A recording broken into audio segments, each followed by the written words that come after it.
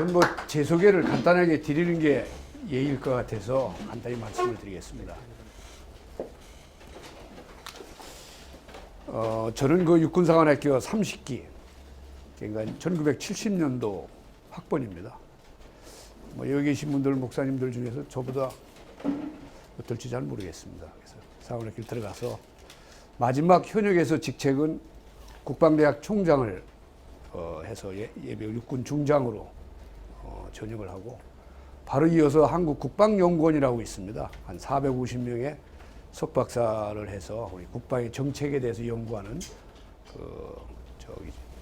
홍릉에 거기 있는데, 거기서 3년간 국방연구원장을 작년 5월 16일 날 마치고, 현재는 예비역 육해공군 장군들의 모임인 성우회라고 있습니다.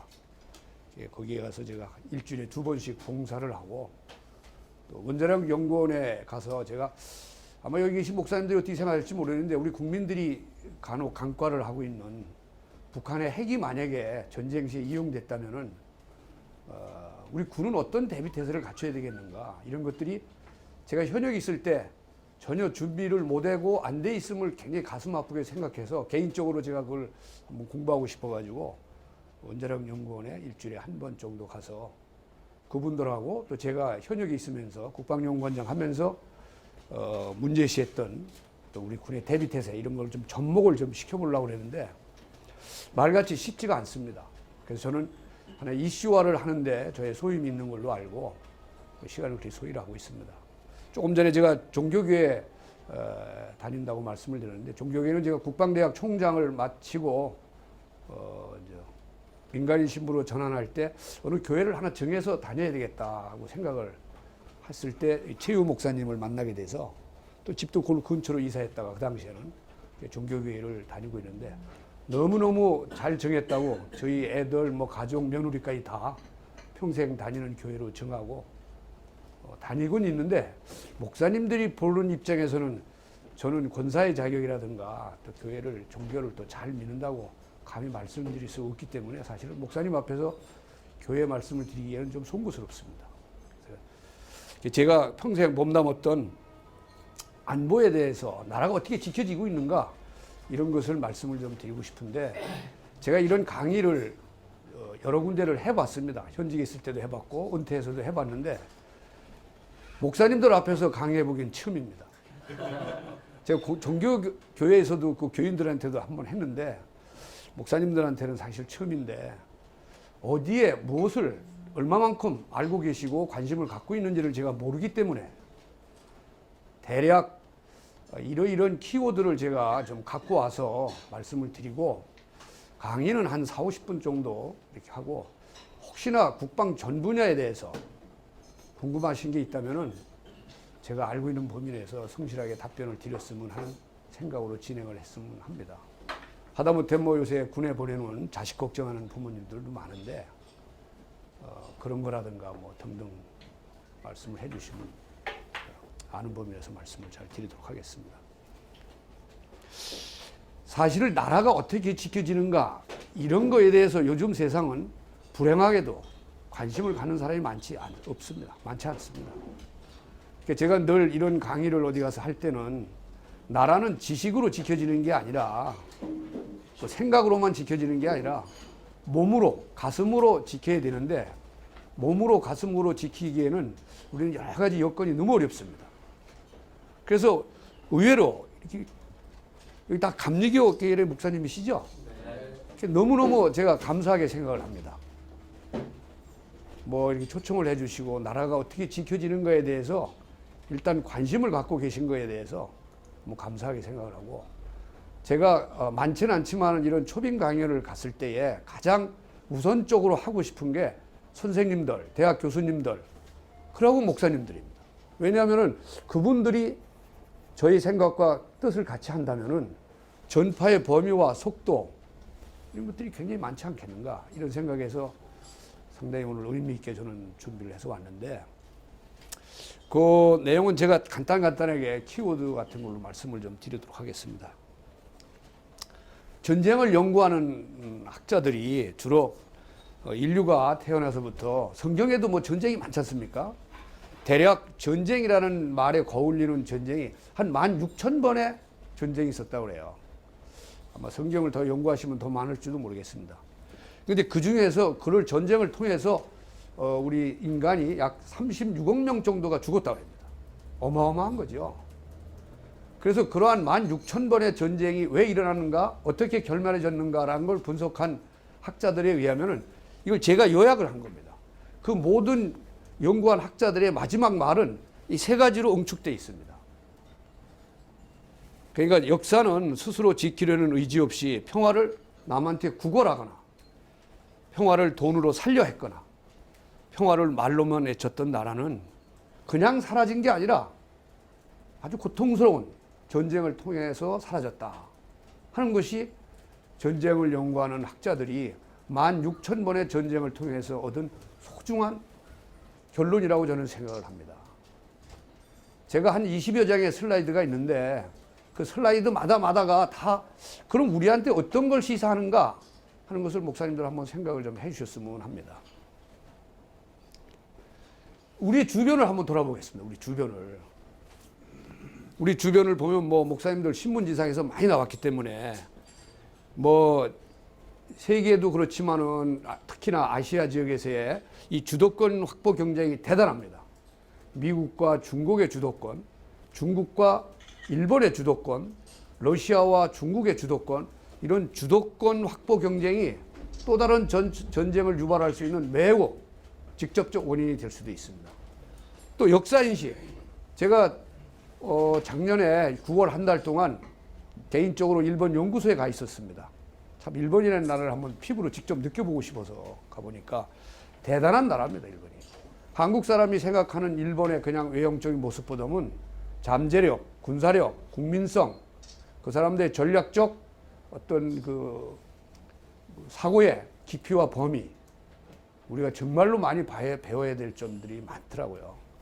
그러나 불행하게도 그런 나라, 중국 이런 나라들과의 우리가 함께했던 역사의 인식은 우리하고 판이하게 차이되는 걸 느꼈습니다.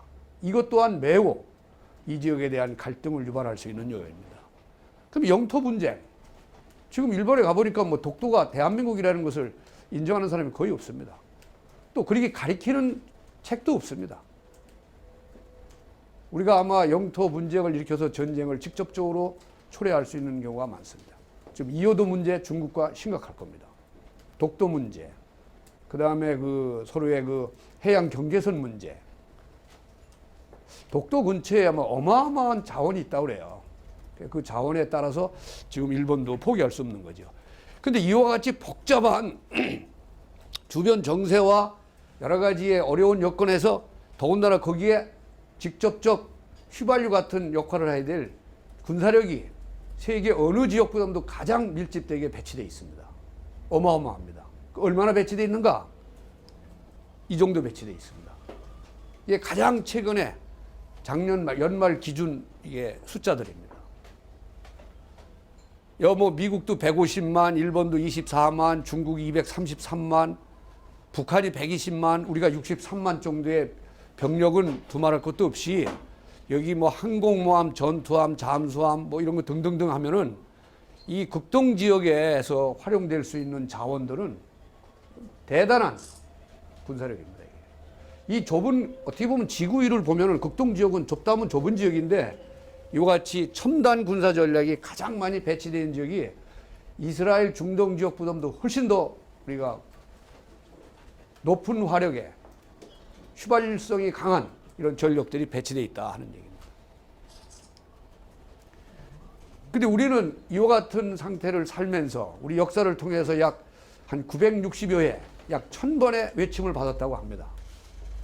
그럼에도 불구하고 이와 같은 철저한 교훈을 가졌음에도 불구하고 우리의 생각이나 실질적 준비는 매우 미흡하다고 저는 안보 일선에서 있던 사람으로서 생각합니다. 나라를 못 지키면 어떤가? 이거 제가 대학교나 어디 학생들한테 가서 제일 먼저 내보이는 슬라이드가 이 슬라이드입니다. 여러분들 두말할 것도 없이 나라를 못 지키면은 우리가 우리의 조국, 우리의 마을, 우리의 고향을 못 지키면 어떤 형태가 나오느냐? 뭐 이런 겁니다, 이게. 임진왜란, 인간의 존엄성이 아주 철저하게 파괴된 거죠. 여러분들 시간이 있기 때문에 임진왜란에서 나타난 우리 국민이 얼마나 고통을 받았는가, 이거 정말 1시간짜리 강의입니다. 거기 보면 아주 우라가 침입니다. 요새 징비록이라는 것을 방송을 한다는데, 징비록이라는 책을 직접 읽어보면은 그 방송하고는 좀 많이 다릅니다. 그 다음에 일제강점기, 이건 뭐 같은 사람이지만은 굴욕과 종속의 차별적 대우를 우리가 감내한 경험이 있습니다. 그 다음에 6.25, 생명과 재산이 파괴되고 대량 이산 가족이 발생한 이런 세 가지의 아주 많은 피해가 있겠지만은, 나라를 못 지키면은 가장 우리가 피부로 느꼈던 가장 최근까지 그러한 결론이 있음에도 불구하고 우리는 거의 망각하고 있죠. 불행하게도. 너 나라를 왜 지켜야 되냐? 누가 지켜야 되냐? 이 원초적인 질문은 우리가 늘 목사님들 목회하실 때에도 뭐 성경에도 그런 사례가 많이 있는 것 같아요. 그래서 한번 우리 그 성도님들한테도 계속 문제의식을 좀 하셔야 됩니다. 왜 지켜야 되는가? 이런 걸 모면하기 위해서 지키는 거죠. 누가 지켜야 되는가? 우리가 지켜야 됩니다. 우리가. 남이 지키고 너와 내가 아닌 제3자가 지키는 게 아니라 우리가 지켜야 된다는데, 그 우리가 지켜야 된다는 거에 대해서 나중에 좀 제가 말씀드리기가 있겠지만은, 이상하게 우리의 DNA는 그런 게 이렇게 농축되어 있지 않은 것 같아요. 이와 같이 어려운 고통을 겪었는데도 늘상 설마라는 단어가 설명하듯이 똑같은 오류를 크게 반복하고 있는 게 우리 역사입니다. 아마 우리가 가장 외침을 많이 받고 고단했던 때가 임진왜란을 포함한 조선조 시대라고 해요. 왜 조선조 시대에 그렇게 많이 있는가? 그런 걸 보니까 제가 이런저런 문헌을 통해 연구해 보니까 이런 5가지로 요약을 할 수 있을 것 같아요. 이것도 지금의 우리한테 굉장히 시사하는 바가 많습니다. 특히 우리의 조선조에서의 우리의 여건은 어땠냐면은, 중국이 우리의 안보를 지켜주고 모든 중요 결정은 중국이 해주는 걸로. 그러니까 중국의 그늘 밑에서 우리는 먹고 살려고 했던 것 같아요. 그게 굉장히 그런 사례들이 많습니다. 두 번째로는 지나치게 문무가 불균형했습니다. 전장터에 나가서 싸우는 장군들이나 병사들을 아주 어떻게 보면은 개취급을 하고, 때에 따라서는 뭐 멸시하고 대우도 안 하고 그런 거죠. 그러니까 나라가 지켜지는 데 따른 공적 헌신에 대한 인정은커녕 그걸 매몰차게 무시하고 홀대하고 이런 경우가 굉장히 많습니다. 세 번째로는 지금은 저기가 거꾸로 됐을 거예요. 사농공상으로 경제가 굉장히 피폐했습니다. 글줄이나 아는 사람이 즉 양반에 있는 사적이 이런 사람들이 좀 세도를 부리고, 지금은 아마 저게 어떻습니까, 목사님들? 상이 제일 요새 돈 버는 사람이 제일. 그 다음에 이건 참 우리나라의 독특한 아이러니인데, 충이, 임금에 대한 충성, 즉 나라를 지킨다거나 이런 공적 활동을 하는 것보다는 효라는 개념이 우선한 경우가 우리 전쟁사를 보면 많습니다. 예를 든다면 우스개, 지금 같으면 이해가 곤란한데, 임진왜란 때라든가 뭐 또 다른 전쟁터에서 막 장수가 전쟁터로 병사들을 이끌고 막 가다가 부모님이 돌아가셨다 하면은, 나 그만 뭐 어머님 모시러 가야 된다. 그래 놓고 와가지고 다 관복 벗어놓고 3년이건 5년이건 그 조상님을 모시는 거예요.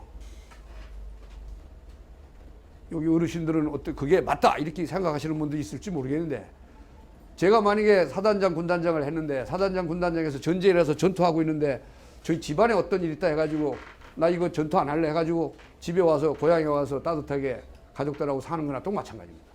이런 사례들이 조선조 시대는 많이 있었어요. 지난 우리 설날 전에 우리 최우 목사님 설교 중에서 제가 아주 평범하지만은 가슴에 와서 탁 닿는 말씀이 있더라고요. 제사를 지내냐 안 지내냐 이런 말씀을 설교 중에 있었는데, 조상을 모시는 것은 살아 계실 때 열심히 모시는 거고, 돌아가시면은 그런 방법으로 조상을 모시는 게 아니다라는 말씀하시죠. 하느님을 통해서 뭐 이렇게 말씀을 하시는데, 그 굉장히 짤막한 말씀인데, 맞다. 나도 어디 가서 부하장병들 교육할 때는 부모님의 효도는 살아 계셨을 때 열심히 하고, 죽어서 뭐 음식 잘 차려놓고 제사 잘 모셔본들, 그래서 저는 충과 효가 역전되는 이런 현상도 조선조 시대에 우리 안보 태세를 취약한 원인 중에 하나였고, 그다음에 폐쇄 고립주의는 좀 마찬가지입니다. 지금도 마찬가지입니다. 이 울타리 바깥을 잘 모르는 거죠. 저는 좀 다행스럽게 중국과 일본을 요새 개인적으로 세미나나 이런 데도 많이 다니고, 또 초청도 받아서 와서 기조연설도 몇 번 해보고 그래보면은, 한국에는 나는 아시아에 없습니다. 대단히 안타깝지만은. 아시아에서 이렇게 국제 세미나를 하는 데 가보면은 중국, 일본, 인도, 인도네시아 이 네 나라만 거명되지 대한민국은 별로 없습니다. 국제 정치 현상에서는 대한민국은 없어요. 왜 없느냐? 우선 나라가 작아요. 그 다음에 자기의 목소리와 자기의 전략과 자기들이 국민이 똘똘 뭉쳐가지고 뭔가 하고자 하는 그런 의지라든가 그런 전략적 유연성이 우리한테는 매우 국제사회에서는 없다고 보는 거예요. 미국 그냥 하는 얘기 따라갈 나라로 보고 있고. 그래서 좀 나라 밖 사정을 우리가 잘 의정자들이나 국민들이 좀 알아야 될 필요가 있는데, 그게 조금 미흡합니다. 우리는 나라가 작아서 우리끼리 팍착팍착 하는 데는 잘하는데, 좀 크게 생각을 하고 좀 먼 미래를 보고 지향점을 생각하고 이런 데는 좀 우리가 약한 것 같아요. 저 연평도에 포탄이 떨어졌을 때 K9 자주포에 응사를 하려고 타는 병사의 사진입니다. 사실은 우리나라는 전쟁 상태에 있는 거예요. 저 정도가 됐으면은 참 우리가 자존심이, 목사님 앞에서 제가 언어가 간혹 매끄럽지 못한 언어가 나오더라도 이해를 해 주십시오. 이 국가로서 속된 말로 쪽팔리는 겁니다. 쪽팔려요. 제가 연합소에 6년을 근무했습니다. 중령 대령으로서 3년, 장군 달고 3년을 미국 사람들하고 용산에 있는 연합부대에 근무를 했는데, 뭐 이런 생각하면 쪽팔립니다. 그 미군 장군이 저한테 그럽니다. 어떻게 할 거냐? 왜 가만히 있냐? 앞으로는 어떻게 할 거냐? 참, 이 쥐구멍이라도 있으면 들어갈 겁니다. 저런 상황이라면은 국민들이 전쟁하자고 들고 일어나야 되고, 의정자들은 그걸 힘으로 해가지고 뭔가를 해야 나라다운 나라가 되는데, 우리는 뭐 그게 왜 그런가? 아마 우리 전부 좌우로 나눠가지고 이념 갈등이라든가 뭐 이런 것 때문에 여러 가지 정치적인 상황 때문에 그런 것 같습니다. 정말 부끄럽습니다. 그러니까 우리 상태는 지금 이렇습니다. 여러분들 지금만 그랬느냐? 대충 1960년대부터 6.25가 끝나고 나서 현재까지 약 3,000번의 북한의 도발이 있었습니다. 그중 제가 대략 중요하고 뭐 여기 계신 목사님들 다 아실 만한 것만 열거해 왔습니다. 청와대 습격했죠. 푸에블로와 납북했죠. 울진 삼청 무장고비가 한 100여 명이 나왔죠. 그 다음에 미 이시 완투하기 격주의 판문점 도끼 만행 아웅산, 칼, 강릉부장, 3번에 걸쳐 서해교전. 한 번도 우리는 어떤 응징을 한 적이 없습니다. 사실 목사님들도 책임이 있습니다. 목사님들이 설교를 해서 좀 담대한 용기를 갖고 나라가 나라다운, 국민이 국민다운 스스로가 지킬 수 있는 그런 의지를 좀 목사님들이 더 좀 이렇게 불어넣으십사 하는 말씀을 좀 드리고 싶습니다. 1980년대 초까지는 우리는 보고복할 의지가 있어도 보고복할 힘과 수단이 없었습니다. 사실은 솔직히. 1980년도 중반을 넘어가면서 우리 능력이 생겼습니다. 근데 뭐가 상대적으로 떨어졌느냐? 의지죠, 의지. 싸우고자 하는 의지. 지금도 뭐 간혹 어떤 정치인들은 북한이 어떻게 하면 남한이 또 어떻게 하려고 하면은, 야, 그럼 전쟁하자는 소리냐? 전쟁도 해야죠. 또 전쟁을 하고자 하는 의지가 강력하게 응집돼서 적한테 전달됐을 때 전쟁을 예방하는 거지. 저쪽에서는 우리가 전쟁에 대해서 너무 두려워하고 공포에 떠니까 전쟁 소리만 나오면 오금을 못 피더라. 그럼 뭐 저쪽에서 전략적 이니셔티브를 쥐고 있는 거죠. 여하튼 한 번도 응징다운 응징을 못했습니다. 1980년도 중반 플러스 마이너스에는 여러 가지 국제관계라든가 정치 상황이 보복을 할 수가 없었는데, 근래에는 우리가 보복할 수단이 충분히 있습니다. 충분히 있습니다. 저 천안함 폭파됐을 때나 연평도 그 포격을 받았을 때도 우리가 월등하게 보복할 수 있는 군의 능력이 있습니다. 근데 그런 의지가 군도 약하고 나라를 통치하시는 분들도 약하니까 그냥 얻어맞는 거예요. 시골에 저도 자랄 때 부잣집 아들 키가 큰데 가난한 집 아들이 뭐 우리 속된 말로 깡이 있는 놈이 담아 갖고 놀다가 야 담아 하나 주라 그러면 큰 놈이 그래 이거 하나 주고 이제 다음에 달라지 마 그러면 알았어 그랬다가 받아가지고 놀다가 또 기분 나쁘거나 뭐 또 더 갖고 싶으면 야 몇 개 더 내. 그럼 아까 그만 준다고 그랬잖아. 그래. 이 자식이 뭐 해가지고 또 짱돌 하나 들어가지고 한 대 팰 때로 아 여기 있어. 국제관계는 골목에서 노는 어린이들하고 똑같습니다. 국제관계는 힘과 의지가 없으면은 한없이 멸시당하고 한없이 억눌리고 한없이 얻어터지는 게 사실 국제사회입니다. 그것이 잘 포장되어 있을 뿐이지 아주 단순한 논리는 뒷골목에 노는 꼬맹이들하고 국제사회는 똑같다고 목사님들 이해하시면 됩니다. 수사의 나름이지. 그러니까 말을 노름을 매끄럽게 표현해서 그렇지 똑같습니다. 여러분들 재미나게 한번 이걸 요약을 한번 해봤어요. 북한이 대남 도발을 하고 난다면은 대략 이런 수순을 꼭 통합니다. 3,000번의 도발도 다 이런 수순이에요. 북한은 도발을 하고 나면은 조용합니다. 조용해. 상당 기간 조용합니다. 그러다가 오리발을 내립니다. 우리 안 했다.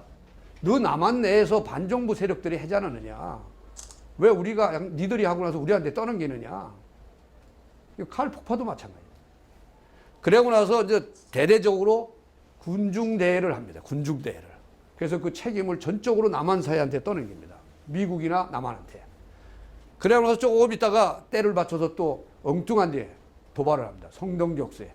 계속 저런 단계가 반복됩니다. 3,000번의 도발이다. 우리는 어떠냐? 우리는 일단 한번 얻어맞으면 그냥 우왕좌왕합니다. 우왕좌왕. 우왕좌왕. 거기다가 요새 추가되는 게 언론들이 매우 뭐 애국 투사적 알 권리를 등장해가지고 적이 쳐들어왔을 때 대응을 하기는커녕 우선 우리끼리 막 난리쳐요. 알 권리라는 걸 등장해가지고. 그러고 나서는 우리끼리 이제 막 네가 잘했다, 잘못했다, 뭐 잘못했다, 막 세월호도 마찬가지 아닙니까?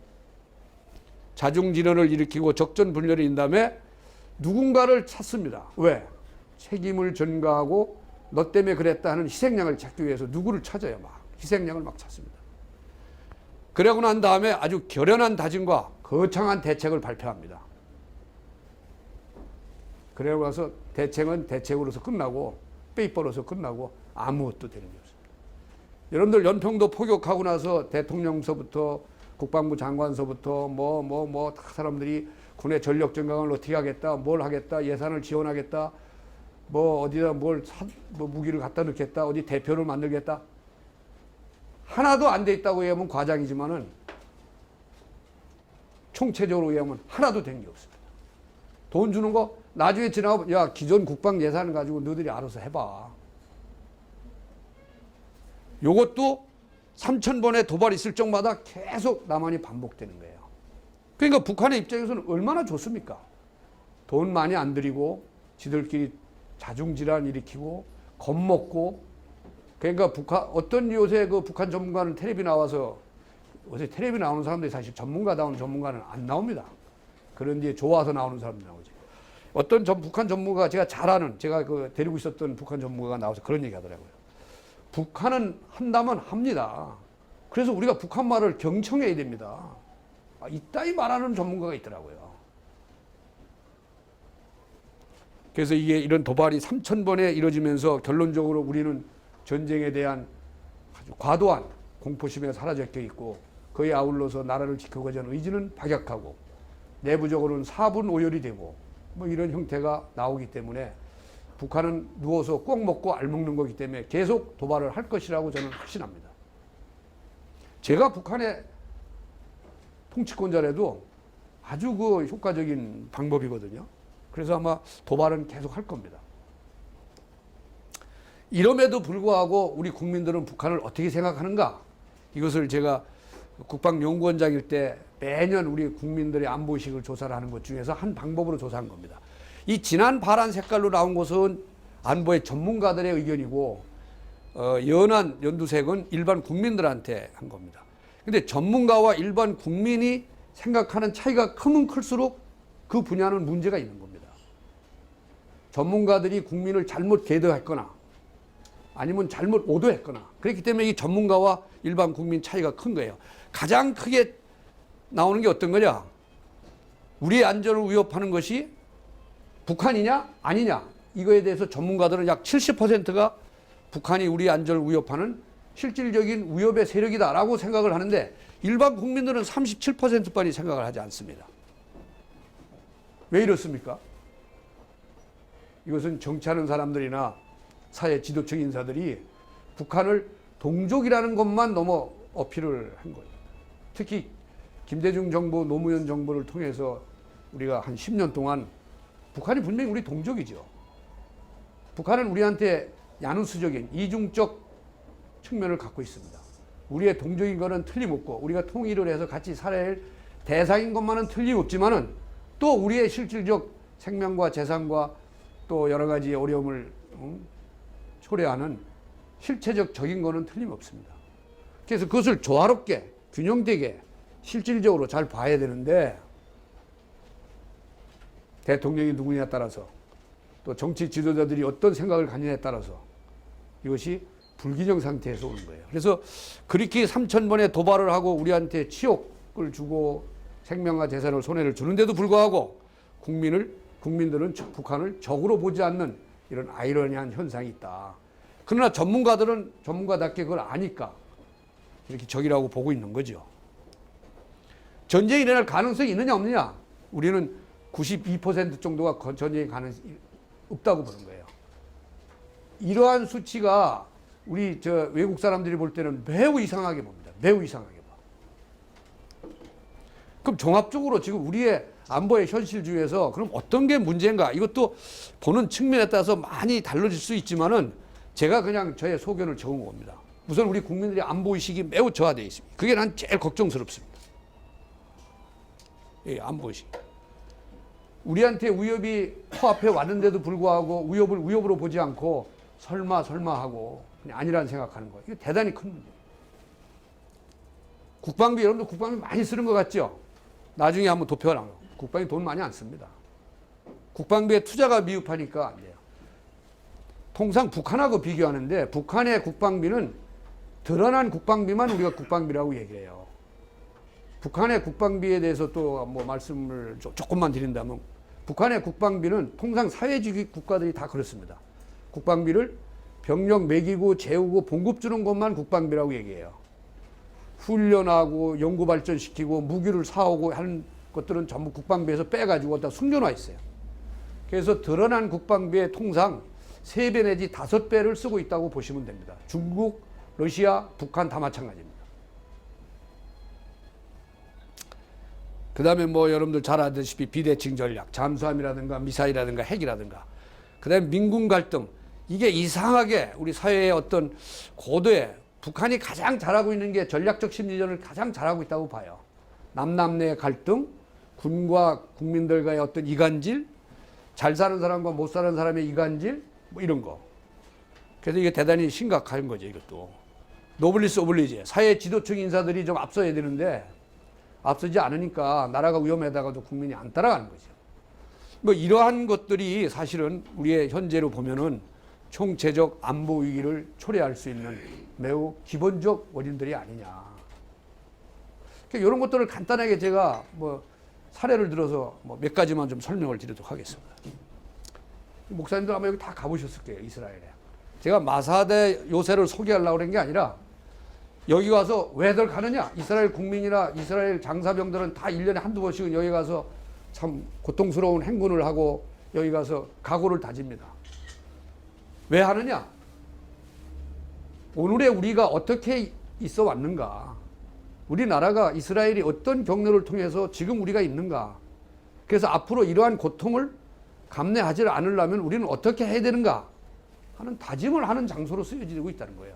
그런 다짐을 이스라엘 국민과 이스라엘 군, 이스라엘 청소년, 제가 이스라엘을 가서 그 홀로코스트 뮤지엄이라든가 여기를 가보고서 참 가슴이 찬하더라고요. 이스라엘은 병사, 부사관, 장교, 사회 지도층들이 여기 마사다 요새에 가서 정말로 오늘에 있기까지 희생된 분들을 생각하고 다시는 그런 처참한 역사를 되풀이하지 않기 위해서 피나는 각오를 합니다. 무엇을 지킬 것인가? 어떻게 지킬 것인가? 우리는 어떤 각오로 임해야 되는가? 이런 것을 계속, 그래서 제가 아까 말씀드려서 나라 지키는 것은 말로써, 생각으로써, 지식으로 하는 게 아니라 이런 과정을 통해서 몸으로 해야 된다는 말씀을 좀 드리고 싶은 거예요. 이게 국방비입니다. 이게 우리 GDP입니다. GDP 엄청나게 지금 우리 잘 살아가고 있죠. 그 다음에 이게 정부 재정 대비 우리 국방부의 퍼센테이지입니다. 요 밑에가 GDP 대비 국방비의 비율입니다. 계속 다운되고 있죠. 국방비가. 그래서 제가 연합사에 근무할 때 여러분들 잘 알다시피 목사님들 그 한미 방위비 분담을 협상을 합니다. 외교부에서 국방비가 지원을 하고. 미국 사람들이 야 너희들은 그렇게 잘 살면서 왜 돈을 안 쓰느냐 나라 지키는데. 그 비율이 여기 나옵니다. 이게. 여기 보십시오. 미국이라는 나라는 GDP 대비 3.7%를 국방비라 투자합니다. 우리는 이렇게 쓰는데 너희들은 왜 안 쓰느냐 하는 얘기를 물으면은 참 우리가 옛날에는 너무 못 살 때는 야 우리는 못 살잖아 좀 봐주라 이런 정서적인 설득이 됐는데 요즘은 안 그렇습니다. 요 가만히 요 보면은 우리 한국은 2.42%를 쓰고 있고 이스라엘은 5.98을 씁니다. 이스라엘은 뭐 지금 뭐 사실은 이스라엘보다 우리가 더 위험한데도 불구하고 반도 안 쓰는 거죠. 사우디 7.9%, 미국 3.7%. 중국은 이게 워낙 인구가 많은 나라니까 이렇고. 러시아. 여러분들 싱가포르를 보세요. 싱가포르도 우리보다 더 많이 국방비를 쓰고 있습니다. 일본도. 그래서 1인당 국방비를 보면은 1인당 우리가 약 596달러를 쓰고 있고 이스라엘은 1967달러, 미국은 1896, 싱가포르도 1800달러를 쓰고 있어요. 국방비를 1인당. 우리가 제일 작게 쓰죠. 그럼 이것이 무엇을 의미하는가? 통상 국제적으로 나라가 안보에 대해서 위험하다고 했을 때 고위협 국가라고 우리가 지정을 하는데 약 4.4%를 씁니다. 그 다음에 위협이 아주 없다 했을 때 1.9%를 씁니다. 근데 우리는 사실은 한국의 안보 위협 수준은 국제적으로 굉장히 위험한 나라다라고 함에도 불구하고 우리는 2.53 중위협 국가 정도도 쓰지도 못한 거예요. 그래서 이제 우리 국민들은 이런 데에 관심이 없고 복지라든가 뭐 당장 자신이 먹고 사는 데만 관심이 있다 보니까 나라가 어떻게 지켜지고 얼마나 쓰는가 이런 관심 별로 없죠. 우리 국민들.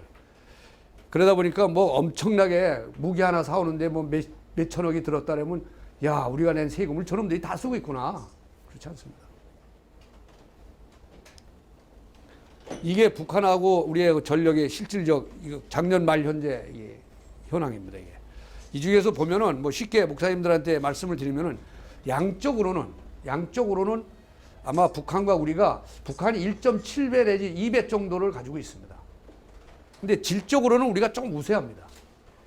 근데 이 자리에서 꼭 말씀을 드리고 싶은 것은 질적 우세보다 양적 우세가 대한민국 한반도에서는 중요하다. 왜 중요하느냐? 나라가 작기 때문에 그렇습니다. 나라가 작기 때문에. 아주 쉽게 생각하면 이렇습니다. 이 두 분이 이렇게 둘이 가고 있는데 나라가 크면은 이렇게 적과 아군이 이렇게 멀리 가면은 이 사람이 뭐 하는가 잘 보고 있다가 이 사람이 뭐 하려고 그러면 이렇게 보고 나서 저쪽에서 이렇게 하려고 그러네. 그래서 우리는 이렇게 해야 되겠다고 준비할 시간과 공간적 여유가 있는데 만약에 둘이 이렇게 가는데 날이 좋은 칼이나 날이 무딘 칼이나 아무 칼로 가다가 푹 찌르면 치명상을 입듯이 우리는 공간적으로나 시간적으로나 여유가 없습니다. 그러니까 무기가 좋느냐 안 좋느냐는 두 번째고 얼마나 가지고 있느냐가 대단히 중요하다는 얘기예요. 아무리 좋은 나이프, 아무리 잘 드는 긴 칼을 가지고 있는 싸울 의지가 미약한 사람보다는 아무리 안 들지만은 힘써서 찔르면 들어갈 수 있는 아주 무딘 그런 칼을 가지고서 의지가 강한 사람한테 피해를 많이 받는 거예요. 나라가 작기 때문에. 도망갈 구멍도 없습니다. 여러분들 2차 대전 때 히틀러가 그 러시아를, 소련을 침략했다가 모스크바까지는 갔지만은 거기서 자멸했지 않습니까? 그 나라가 크기 때문에요. 계속 뒤로 물러나가면서 올 테면 와봐라. 걔가 히틀러는 병참선이 늘어나고 동절기를 맞으니까 겨울하고 싸기도 뭐하고, 그래서 대부분의 독일 병사들이 동사하고 죽고 굶주리고 결국은 스스로 철수한 거예요. 그 소련이 잘 싸워가지고 히틀러를 절대 이기지 않았습니다. 큰 땅덩어리와 기상을 가지고 이겼죠. 이렇습니다. 우리가 하나 딱 많은 게 하나 있습니다. 헬리콥터. 왜 헬리콥터가 남한은 이렇게 전략적 투자를 했느냐? 사실 우리가 북한에 이런 뭐 여러 가지 탱크라든가 포병이라든가 이런 것을 그 대수만큼 우리가 따라갈 수가 없으니까 도저히 그런 국방비를 쓸 수가 없으니까 탱크나 이런 그 장갑차나 이걸 때려잡는 게 어디가 제일 좋은 무기겠는가?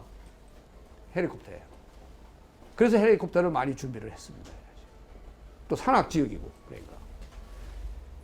잠수함 같은 경우는 지금 북한은 지금 한 70여 척을 가지고 있습니다. 우리는 한 10척 정도 있습니다.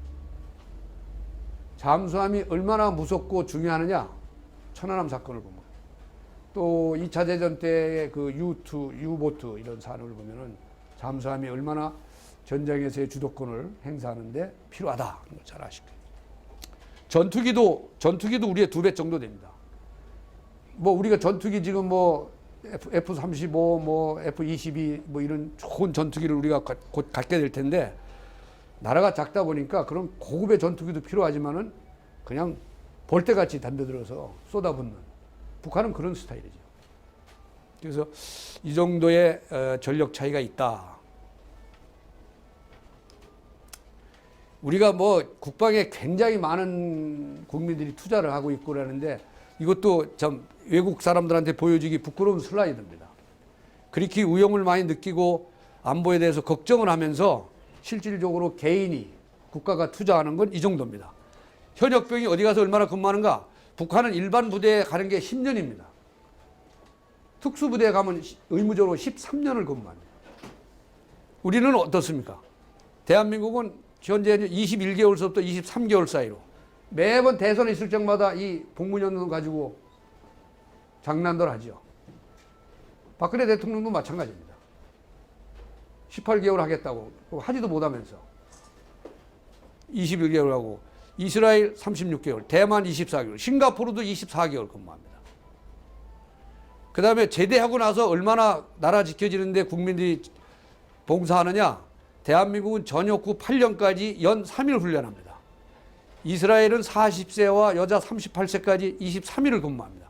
북한은 60세까지 연중 한 달 이상을 군에 가서 복무를 합니다. 그러니까 대한민국 국민들이 사실은 이런 걸 알면은 내가 나라 지키는 데 대해서, 또 나라가 지켜지는 데 대해서 실질적으로 얼마나 소홀하고 직접적 투자를 아니하고 있다는 것을 좀 알 거예요. 개인의 국방 부담도 매우 낮은 수준이에요. 이런 정도로 보면은. 노블리스 오블리제. 이거는 뭐, 나도 노블리스에 해당되고 여기 계신 목사님들도 노블리스에 해당된다고 저는 생각을 합니다. 상대적 개념이기 때문에 모든 사람이 다 노블리스 위치에 있을 수 있다고 생각을 해요. 근데 우리는 사회 지도층 인사들이 나라를 지켜지는데 매우 적극적이고 솔선수범하지 않았다는 지표를 나타내고 있습니다. 우리가 꼴찌입니다.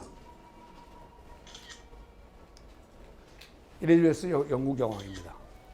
엘리자베스 영국 여왕이 20대 초에 왕위 계승 서열 1번이었을 때 독일과 전투를 했습니다.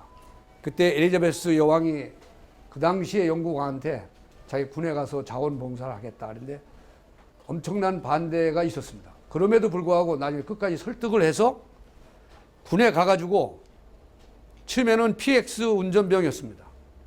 그러다가 전투가 더 치열해지자 탄약 운반차 운전을 하면서 전장에 투입이 됐어요.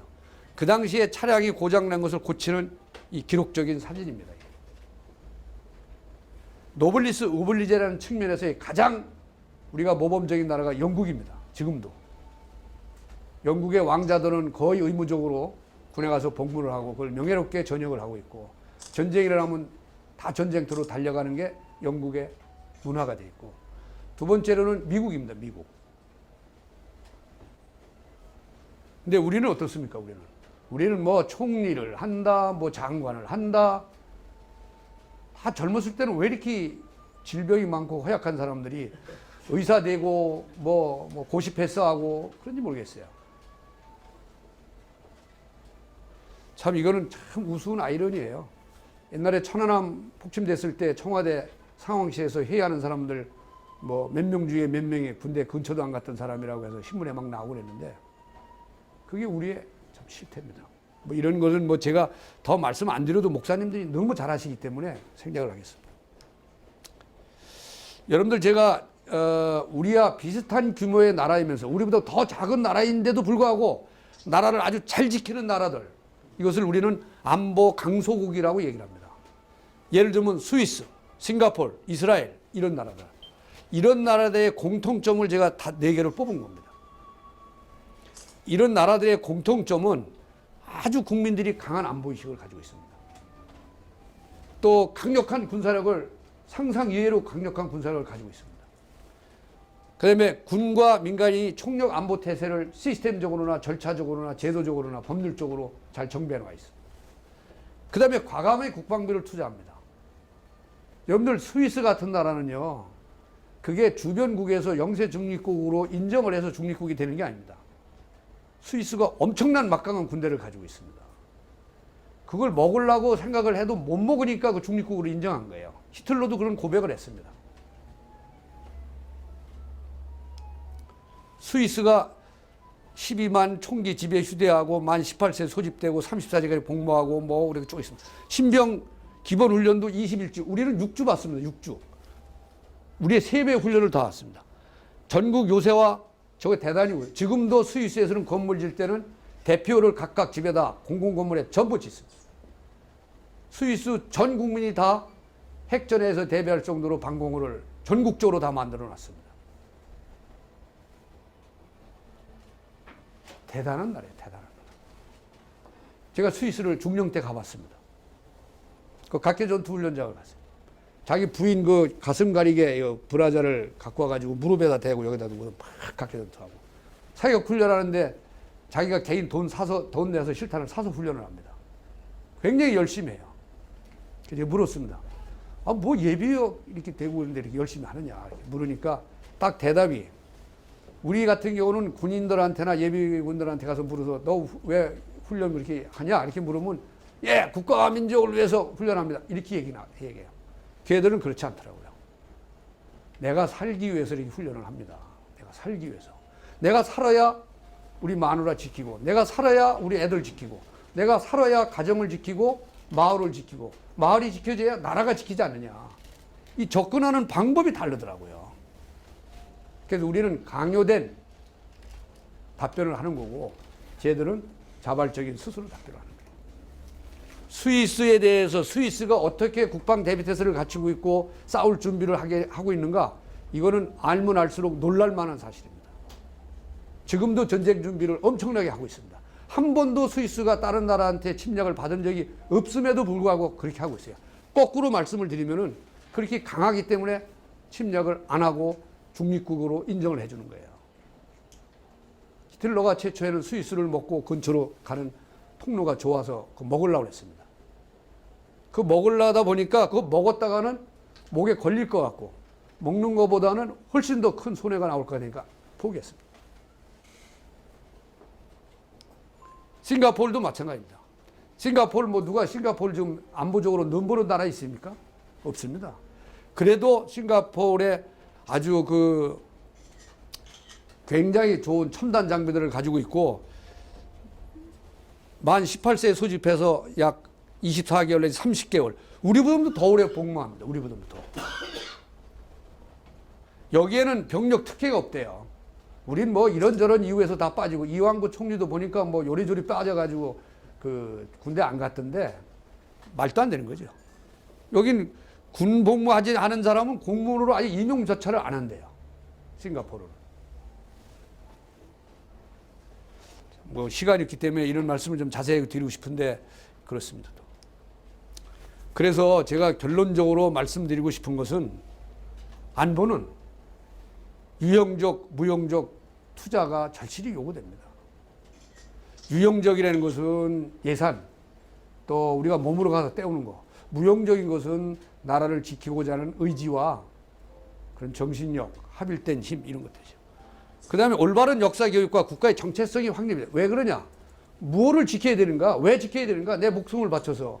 이런 것이 가슴속에 의식화가 되지 않으면 나라를 지키고자 하는 현장에서는 용기가 나오지 않습니다.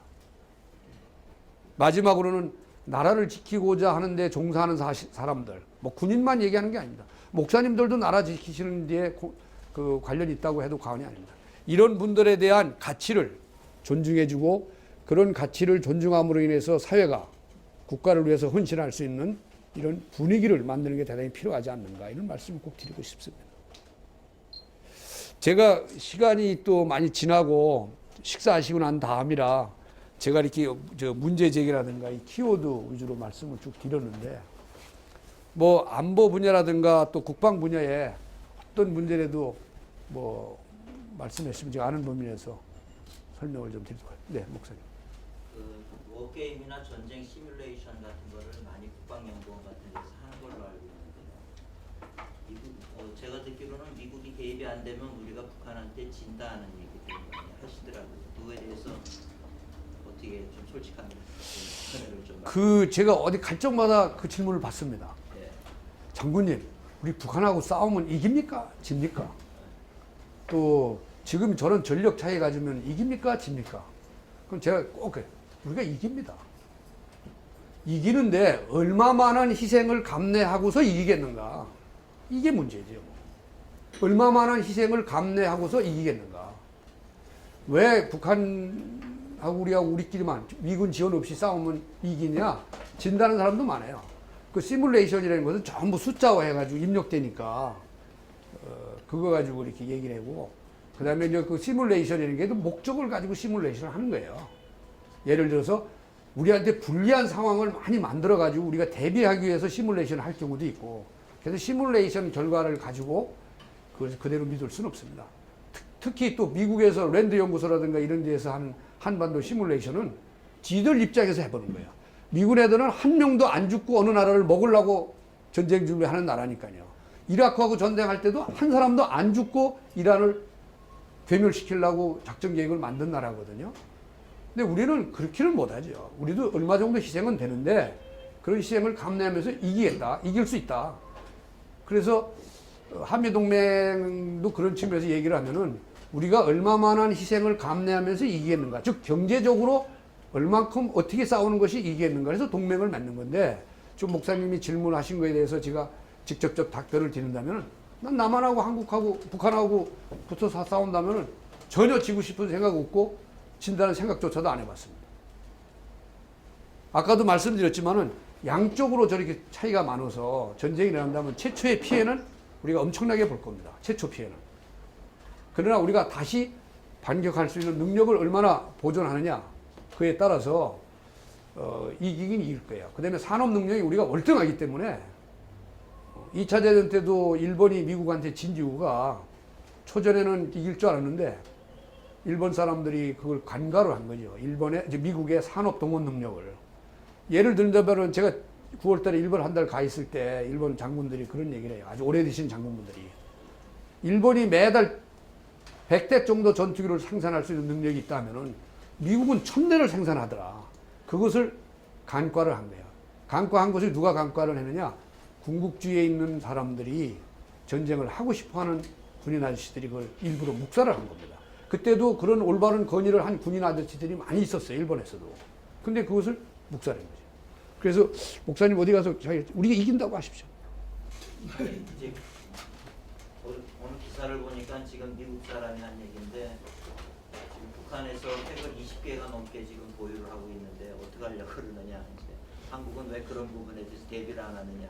제가 사실은 시간이 많이 있으면 여기 핵에 대해서 제가 여기 핵에 대해서 이 말씀 좀 드리려고 했는데 저도 핵에 관해서 좀 같이 질문을 하면 좀 잠깐 하나 이제 궁금한 거는 지금 전자전 시대에 네. 핵이라고 하는 것도 리모트 컨트롤로 이렇게 전자전 시대니까는 그걸 교란을 시키면은 핵 자체 발사할 수 있는 시스템이라든지 그런 것도 무력화시킬 수 있는 건지 하나 궁금하고요. 그 다음에 또 하나는 우리나라 자체적으로 이제 전술적 핵을 배치를 한다 그러는데 이게 실질적으로 오늘 아침에 이제 들었던 하나의 논평이었는데 우리가 자체로 가지고 있는 전술적 핵 개념하고 이 미국에서 가지고 있는 전략적인 체인이라고 그런 단어들을 썼는데 저는 잘 이해가 안 되긴 했는데 그런 면에서 크게 봐야지 우리가 자그만하게 뭐 전략적 핵 전술을 갖고 있다 그래서 그게 우리나라의 안보를 지키는 건 아니다 이런 논평을 좀 하는 얘기를 들었었거든요 아침에. 그 신문에 쓰는 논평들 그 사실은 10%도 뭐 믿을 게 사실 안 됩니다. 그건 그 사람이 주장하는 내용이지 누가 그걸 뭐 공인할 수도 없는 거고.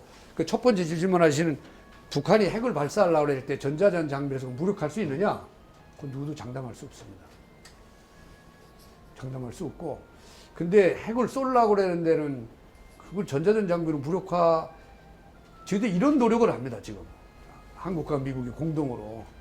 핵을 쏴라고 하는 지시가 전달되는 우리 지휘 채널, 그 지휘 채널 속에서 그걸 차단을 한다거나 그걸 도청을 해서 빨리 발사하기 전에 때려부시는 선제 공격을 하는. 네. 이 전쟁을 어떻게 하는가 또 어떻게 방어 준비를 하는 거에 들어가 보면 이게 참 복잡한 얘기인데 아주 쉽게 얘기해서 전쟁이 딱 일어났다 그러면은 우리 공군력이나 우리 장거리 포병 가지고 때리는 순서가 있습니다. 어디부터 빨리 때리는가. 그게 가장 우선순위에 들어가 있는 서너 가지 중에 하나가 통신중개소입니다. 통신중개소. 그래서 그 북한의 군사지휘기구에 있는 사람들이 예하부대를 지휘를 하는데 또 보고를 하는데 이것을 차단하기 위해서 통신중개소를 가장 우선적으로 때려지는 타켓트가. 그걸 보고 이제 공군이가 때린 것을 프리-ITO라고 했는데 프리는 미리 어디를 때려야 되겠다는 걸 다 목록을 유지했다가 각 수단에다가 다 미리 할당돼 있습니다, 지금. 너는 전쟁이 일어났다 그러면 너희 비행단은 어디 가서 무슨. 너희 포병은 어디 가서 뭐. 육군 너 장거리 미사일은 어디 때려. 아마 북한도 똑같을 거예요. 그래서 그런 그 프리-아이토의 목록에 통신소, 적의 최고 군사지휘기구, 그 다음에 핵시설 이런 거 있죠. 그래서 그 전자전 장비로 핵을 발사하는 것을 교란할 수 있느냐? 어렵다고 생각합니다. 지금 이란의 그 핵발전소를 만들 때에 그 우리가 전자전을 해서 그걸 교란을 시켜서 그걸 복구하는 데 몇 년씩 걸리게 하는 그런 간접적인 방법은 있으나 오늘 핵무기가 이렇게 생겨 있습니다. 발사하는 미사일, 발사하는 탄두에 꽂는 핵탄두. 그 핵탄두 내에는 기폭제, 핵 재료, 뭐 그렇게 돼 있죠. 그러니까 그것을 뭐 전자전 장비로 이게 처음에 분리해서 했다가 따다닥 조립해가지고 쏘는 거죠. 그러니까 제 질문은 전자전이라는 개념이 그러니까 기습 공격을 하면은 어차피 다 터진 거 아니에요. 그러니까 우리가 이제 이 신무기를 갖고 있어도 기습 공격을 하면 제공권을 갖다 북한이 장악을 했을 경우는 아무리 좋은 비행기를 갖고 있어도 우리가 제공권을 갖다가 그들이 장악했으니까 못 쓰듯이 그러니까 날아가는 탄두를 이제 나중에 이제 오는 거리는 있잖아요. 그랬을 때 지금의 전자전이 날아오고 있는 그 탄두에 그 전자장비를 교란을 시켜서 타켓대로 제대로 가지 못하게 한다든지 이제 그런 지금 현재는 그런 능력이 없을 겁니다.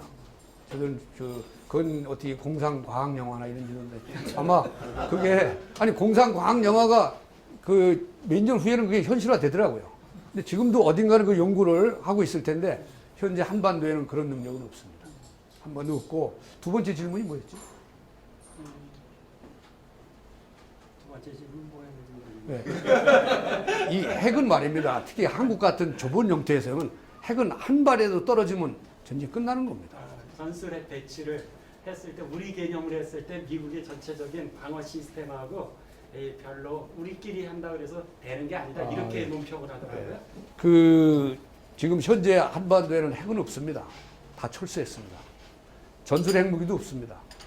그래서 전술 핵무기를 가지고 있는 미국의 함정이나 이런 비행기들이 지나가다가 잠깐 들리기는 해도 한국의 한반도에는 배치되어 있는 핵은 없습니다.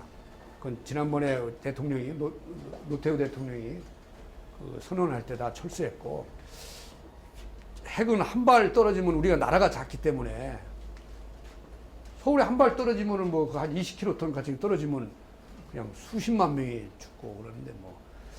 근데 핵은 핵으로서 억제를 하고 핵을 쏘면은 마지막 너들도 죽는다. 그 여러 가지 군사적인 용어가 있는데 그렇게 해서 억제를 하는 거지. 지금 우리는 핵 정책은 그렇습니다.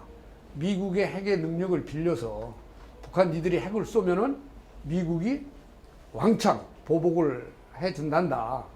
그게 확장 억제 정책으로 해가지고 익스텐시브 디터런스 해가지고 그건 미국의 힘을 빌려서 또 미국이 야, 너들 핵 만들 생각 하지 마. 우리가 책임져 줄게. 어? 정말 책임져 줄게. 그래 또 우리가 칭얼거리면 아 정말 책임져 준다니까. 그래서 그걸 조그마한 메모랜덤 형식으로 걱정하지 마라 하는데 저는 군인이기 때문에 미국 장군들한테 만나면 그럽니다. 야 그걸 어떻게 믿냐? 어? 너들이 우리가 핵을 하나 떨어졌다. 주한 미군들이 많이 죽었다. 그래 한번 쏠까? 저 핵을 저 새끼들이 저 북한 놈들이 저 어디 저 부산이나 포항이나 울산이나 이런 데 떠뜨려 가지고 미국 사람은 하나도 안 죽었는데 너 지금 미국 사람들이 핵을 북한에다 떨어뜨리기를 과연 찬동하겠느냐? 어떻게 믿냐? 한번 보죠. 야 우리가 해준다는데 안 믿으면 어떡하냐 그럼 우리 너희들 어떻게? 이게 사실은 제가 우스개 얘기를 했지만 이게 계속 한미 간에 오는 갈등입니다. 그 다음에 핵을 쏜다 그랬을 때 어떤 절차를 통해서 쏴야 되는가? 우리 나름대로의 절차가 있을 거고 결심하는데 미국은 미국 나름대로 절차가 있는데 이 절차랑만이라도 좀 협의해보자. 비밀이다.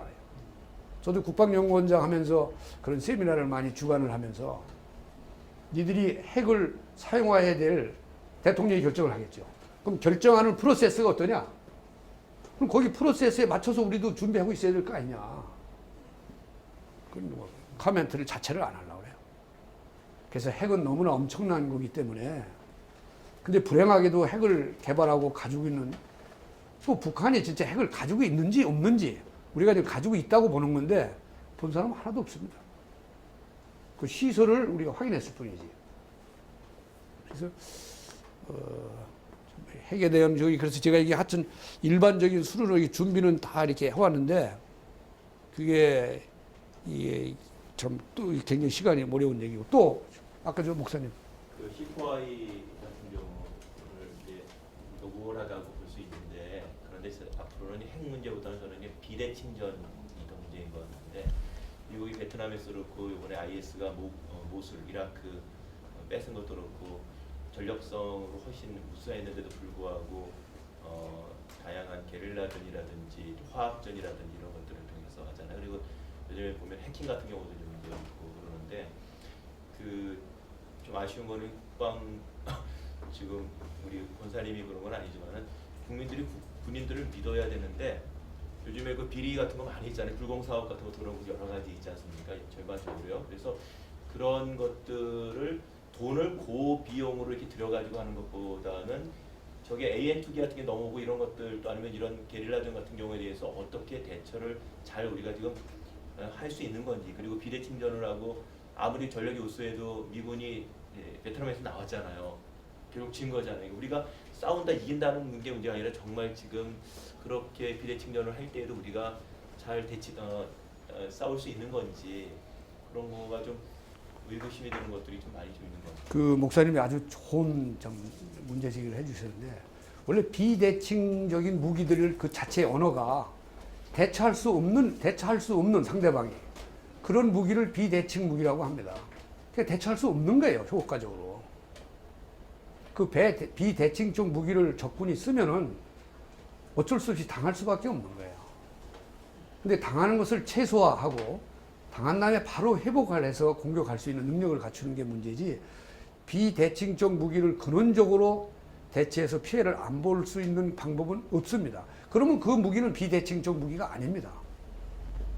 그런 면에서 준비에 어려움이 있고 C4I 이런 것도 마찬가지고 그래서 문제가 있고 그 비대칭적 무기 지금 우리가 말하는 비대칭적 무기라는 건 이런 종류를 얘기를 합니다. 핵, 잠수함, 특수전 부대 요원들 이렇게 강한 상대방이 약한 상대방이 강한 상대방을 공격했을 때 강한 상대방이 제대로 대처할 수 없는 무기들 이런 걸 총체적으로 쉽게 표현하면 비대칭적 무기라고 하거든요. 그래서 그런 것은 뭐 우리 저희들 대비를 아무리 잘해도 잘할 수도 없고 잘해도 피해가 있다 이런 말씀을 좀 드리고 싶고 그 말미에 우리 군의 비리 문제가 말씀을 하셨는데 저는 최유 목사님한테 한번 이런 말씀을 드린 적이 있어요. 대한민국 군대라고 해서 대한민국 이 모체 사회에서 동떨어진 집단이 아니다. 대한민국 사회에 있는 비리는 군대도 다 있을 수 있다. 근데 제가 군대 생활을 40년 동안 했는데 그렇게 생각해 보면 군대는 사회에 비해서 백분질도 안 일어나는 거다. 청렴도로 따져도 백분질 100배를 더 청렴도하다. 이런 걸 자신 있게 드리고 있어요. 예를 들면 우리 건설 현장 많지 않습니까? 거기에 5만 뭐 리베이트 있고 부정 많지 않습니까? 군대에서 건설은 어디에? 공병에서 합니다. 공병. 공병 부대에서 공수 수주하고 이러고 방산 무기 구매하고 이랬는데 거기 그런 비리의 건수와 액수와 빈도는 대한민국 사회에서 일어나는 건수와 액수와 빈도에 비하면 몇백 분질에 해당됩니다. 군이라는 게 집단성이 제복을 입고 있다 보니까 집단성이 강해가지고 한 건 일어나면은 국민 전체가 매도하기 시작하고 뭐 전체가 그런 양 하지만은 사실 그렇지 않습니다.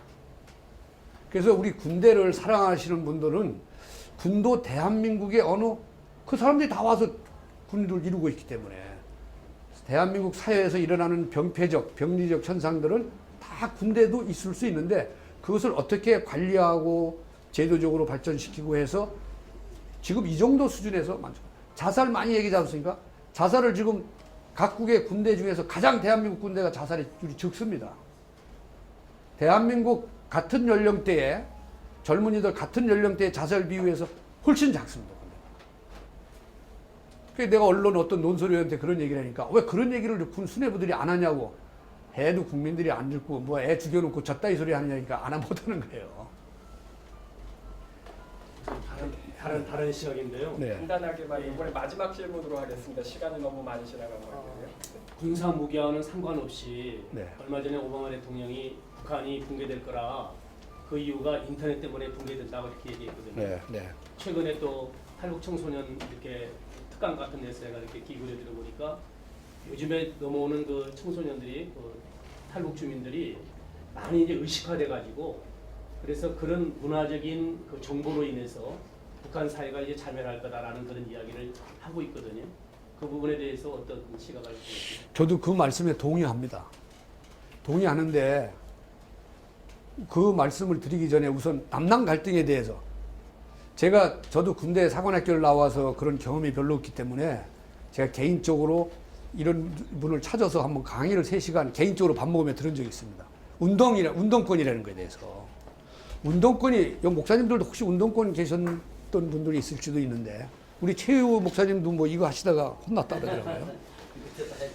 저는 그런 운동권 학생들이 얼마나 많은 깊이와 강도와 응집력을 가지고 있는가 해서 굉장히 궁금해서 제가 어느 분한테 부탁을 해서 운동권에 치열하게 활동을 하다가 카밍아웃을 하고 정치에 입문하지 않은 분 하나를 소개시켜달라 그래가지고 제가 국방연구원장 할 때 한 분을 소개를 받아서 제가 개인적으로 초청을 점심을 같이 먹어가며 3시간 동안 질의응답식으로 강의를 한번 한 적이 있어요. 근데 저희들이 내가 들으면서 깜짝 놀란 게 제가 이런 질문을 해요. 지금 그분 좀 유명하게 좀 책도 쓰고 그러시던데 가장 감명 깊은 책이 뭡니까? 물으니까 김일성, 김정일 전집이라는 거예요. 그 전집을 10번도 더 읽으면서 읽을 적마다 눈물을 펑펑 흘려가며 읽었다는 거예요. 그 이해되십니까? 그래서 어떻게 그 정도로 의식화가 되는데 어떻게 카밍아웃을 했느냐? 바로 말씀하신 그런 정보의 확도에 따라서 자기가 변했다는 거예요. 그렇게 눈물이 펑펑 흘리도록 김일성, 김정일 전집을 읽어보는 자기의 그 의식화된 그런 마음을 탈북자들이 와서 얘기를 하고 있고 북한 관련 정보를 정부에서 내놓는 것을 자꾸 접하다 보니까 처음에는 그걸 완전 부정을 하다가 이게 좀 우리가 생각하는 게 또 내가 생각이 틀린 거 아니야? 이렇게 해서 깨우뚱 거리다가 2년을 자기가 깨우뚱 거죠. 2년을. 그래서 결국은 이게 아니구나. 라고 해서 카밍아웃을 했다고 그래요. 그래서 지금 남남 갈등도 정부가 아무리 얘기를 해도 믿지 않는 그런, 우리가 쉽게 말하면 종북 좌파 부류들, 세월호도 저거 지금 전혀 안 믿지 않습니까? 다른 스토리를 쓰고 있잖아요. 그런 것은 자기가 접하는 정부에 대한 신뢰를 안 하기 때문에 의도적으로 하든 무식해서 안 하거나, 북한도 아마 분개하는 것은 올바른 세계에 대한 정보, 삶에 대한 정보, 남한에 대한 정보, 또 자기 지도부에 대한 정보. 그래서 지금 삐라 이렇게 막 살파하는 거죠. 거기에 대해서 알레르기 반응을 보이고 있고. 그래서 정보만 온전하게 전달되고 될 때는 동서독이 통일된 게 가장 중요한 게 그 분야이기 때문에 저도 북한이 망한다면은 그런 면으로서 내부적으로 사료를 주지 않지 않나 이런 생각을 합니다. 저 아마 북한 김정은이가, 우리 남한 사람들은 김정은이를 이상하게 묘사하는데 오래 갈 겁니다. 잘할 거예요. 북한 입장에서 보면은. 북한의 경제는 지금 좋아지고 있습니다. 조금씩. 우리가 생각하는 만큼 스피드와 양으로 좋아지고 있지는 않지만은 뭐 재작년 같은 건 경제 성장률이 1.3%가 됐습니다. 좋아졌다는 거죠.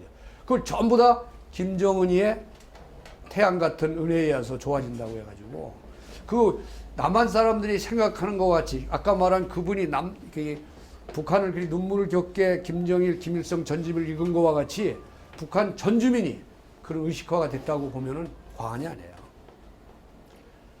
너무너무 감사합니다. 질문도 많으실 텐데 저희가 여기 장소가 3시까지 뿐이고 그래서 여기서 마치도록 하겠습니다. 지금까지 이렇게 정말로 아픔을 가지고 고민을 가지고 열정적으로 강의해 주신 우리 방혜복 권사님께 깊은 박수를 부탁드립니다.